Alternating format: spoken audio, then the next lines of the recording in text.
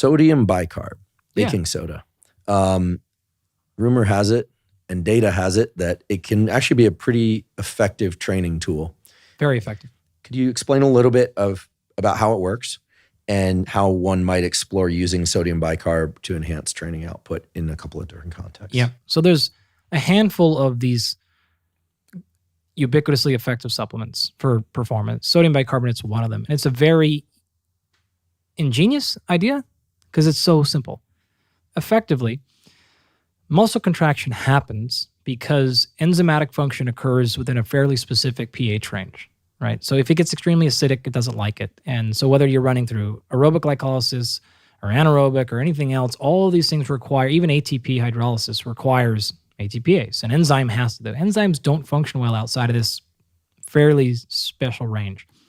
So what happens is generally fatigue, the sensations of fatigue are actually caused by some signal that, hey, we're starting to run out of pH, or we're getting in the wrong range. You're not out of gas usually. You're not too low on oxygen. You're not running low on muscle glycogen yet. You're typically going to see signs or feel signals of fatigue way prior to that, mostly being pH issues. That being said, what if we could regulate pH better? Enter bicarbonate, right? So without going too far into metabolism, effectively what happens is this. You take an inhale and you're mostly breathing in oxygen, O2.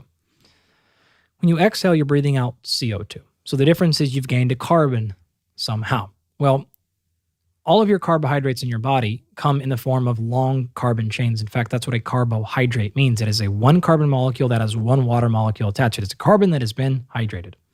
In the case of like glucose, blood sugar, it's a 6 carbon molecule, right? In terms of fat, which are the only two places you're going to get most of your cellular energy, carbohydrates and fat, that is also a big, long block and chain of carbons. So whether you're getting your energy from fat or carbohydrate, you're going to split those atoms. So in other words, you've got 6 carbons attached to each other.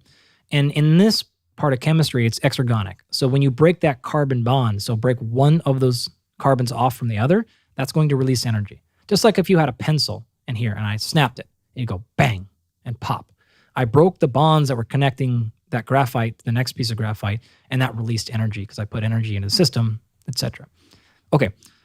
As a result, though, we've now had, say 5 or 6 carbons chained together. We broke one off the end, which is not how it works, but making the point. And now you have one free-floating carbon. You use that energy release to then go make ATP, to then go make your muscles contract. But now you've got carbon floating around. You can associate free-floating carbon with being at a higher acidic level. It's not going to happen. The only way that you're going to go through this process is if your body says, do we have an oxygen molecule available that we can bind this to immediately? Yes, we do. That carbon attaches to that oxygen molecule. You can't just put CO2 in the blood because of what we just talked about. So you're going to bind it through this bicarbonate process. It's going to go through your blood. It's going to go into the lungs. It's going to go back into its carbon dioxide molecule. It's going to go through the alveoli into the lungs, and you're going to exhale. So you went from carbon to this bicarbonate system, back into carbon, exhale. So inhaled O2. Plants go the opposite, by the way. So they're going to breathe in the CO2. They're going to cleave off that carbon, stack those carbons together, and that's how they get larger. In your blood, those 6 carbon chains are called glucose. If we store that in your muscle, we call it glycogen. So we take a bunch of glucose and stack it together. In a plant, we call that starch. That's effectively what it is, right? So you took a bunch of carbon from the atmosphere, stuck it all together, and that's a starch. If you want to do it in the form of fruit, we take that starch like from the ground, you put it up through the tree, go all the way up to the top, put it into the flour, break it up into these big, huge chunks of starch into little forms called fructose or glucose. That's why fruit has fructose in it, and that's why tubers and stuff have starch in them. Basically, starch in an animal is glycogen in us. Okay, all that to say, if that's happening, and we know that a byproduct specifically of anaerobic glycolysis, meaning the breakdown of carbohydrates for fuel, typically in a very fast pace with low oxygen availability, the downside of that equation is acid production. We know that that's a problem because I started the conversation off there intentionally. So what if we could reduce the acid buildup? Now, you know how pH kind of works. I went in kind of double negatives there, right? You don't want too much acid buildup. Then could we prolong and sustain energy in a more effective pace, especially in this anaerobic interval kind of environment. And again, that's important because in those things, failure is not a result of running out of fuel or oxygen. It's a result of fatigue building up way too quickly. Is that also true for resistance training? There's maybe more of the creatine phosphate system. That can be an issue. It could simply be an issue of force production. You just don't have enough force to produce. You're not out of energy. You just can't muster enough force. You do enough reps, then it's going to be an issue there. Creatine phosphate would be the big winner, depending. So to come back a little bit to the beginning, and then I'm circling this all together intentionally. All right. Well, the way that we produce energy is going to be in two primary categories, anaerobic and aerobic. Aerobic meaning with oxygen, anaerobic meaning without. In terms of muscle contraction, you're pretty much talking about carbohydrates or fat.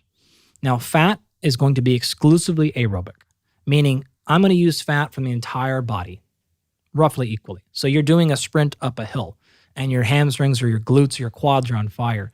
You're not just going to use the fat that's directly in those hamstrings. You're going to lose it from the entire body. It has to go through lipolysis, so it's in this stored form in adipose tissue. It's got to get broken down, put into blood. Blood's going to have to go through your body, get taken up into muscle, taken up through muscle into the mitochondria. Then we're going to have to go through this process called beta oxidation. So remember, carbohydrates and glucose especially is a 6-carbon molecule. Fat, if it's in the form of a triglyceride, it is a 3-carbon glycerol backbone and 3, tri 1, 2, 3 fatty acids. 3-carbon backbone, and those fatty acids are just big, long chains of carbon. That's all it is, right? So we're going to break that thing down, put it in the blood, move it up, move it into our mitochondria. You can't walk those things across the mitochondrial wall. They're too big. So what you have to do is cleave them off into little chunks, and it turns out we break them off into 2-carbon chunks, so we call it beta, as in 2. Move those into mitochondria. That can go through this little thing called Krebs cycle or trioxylic acid cycle, and you kick out a bunch of energy out of that. You had 2 carbons, so as a result of that process, you're going to generate 2 carbon dioxides. But remember, you can only go through that process if oxygen is available, because you have to be able to place those carbons onto something, or acid gets up way too high too fast. This is one of the reasons why fat is a nice fuel source, but it's very slow. It takes physical time to move from the back of your shoulder into your blood, down your hamstring, uptake. In addition, it's required oxygen availability. If you need energy faster, you simply don't have the time to bring in the oxygen, transport it through, go through capillaries, exchange through tissue, etc. Carbohydrate, on the other hand, is going to be stored locally in the exercising muscle cell, and specifically in the cytoplasm. As glycogen. As glycogen in the stored there. So what's going to happen initially, your initial demands for exercise or for fuel are going to come from the glycogen stored within the muscle fiber itself. It's just going to break right there, and you're going to be off to the races. So you have the 6-carbon molecule, you're going to break it into 2 separate 3-carbon molecules. Okay, boom. That breaking provides you a tiny bit of energy. Very small, but some. Now you're going to take those 2 3-carbon molecules, and you want to be able to oxidize them, because that's your only next step. But in order to do that, you got to go those into mitochondria. So you got to break one of those molecules off. So then you'll be back to your 2-carbon molecule, just like you did with fat. That's going to go into mitochondria, and then it's going to go through the exact same Krebs cycle, 2 carbons, etc. But hold on.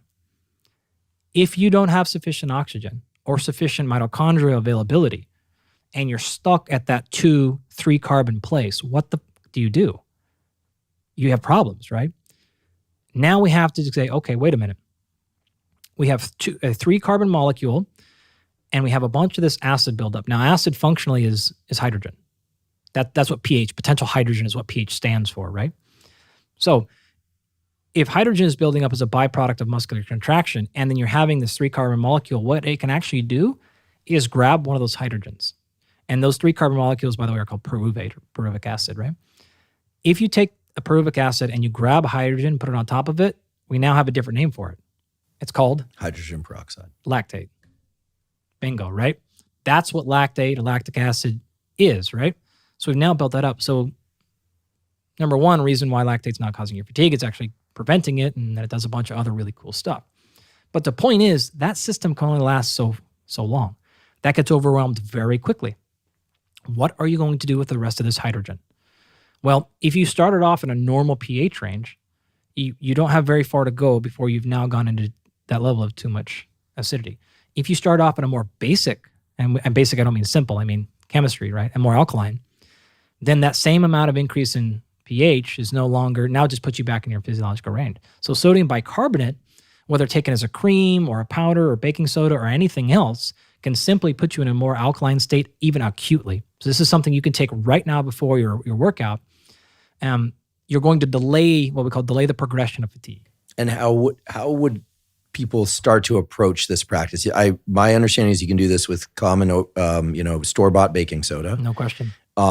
There's always a concern about gastric distress, that it's a very effective laxative, sometimes an unwanted laxative effect.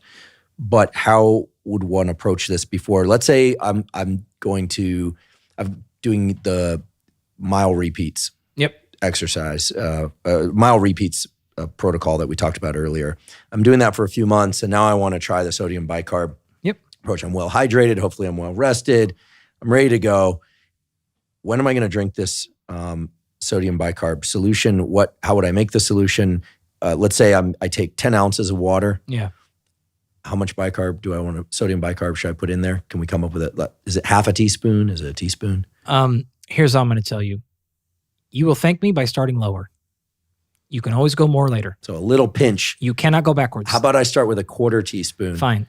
Honestly, half is fine. Half a teaspoon. It's totally fine. Dissolve that. Slug that down. Yep. I read a study recently that showed that people will hit their the peak benefits of this at different times, but it's somewhere, if memory serves me correctly, somewhere between 60 and 90 minutes later. So I might want to drink it on the way to the track. It can be as low as 20. Okay. So maybe as I get to the track, since I'm going to do some warm up with some walk and jogging. I say 45 minutes. Okay. That's just a very rough standard. But yeah, you're right. It is individualized. And you probably want to play with that a little bit.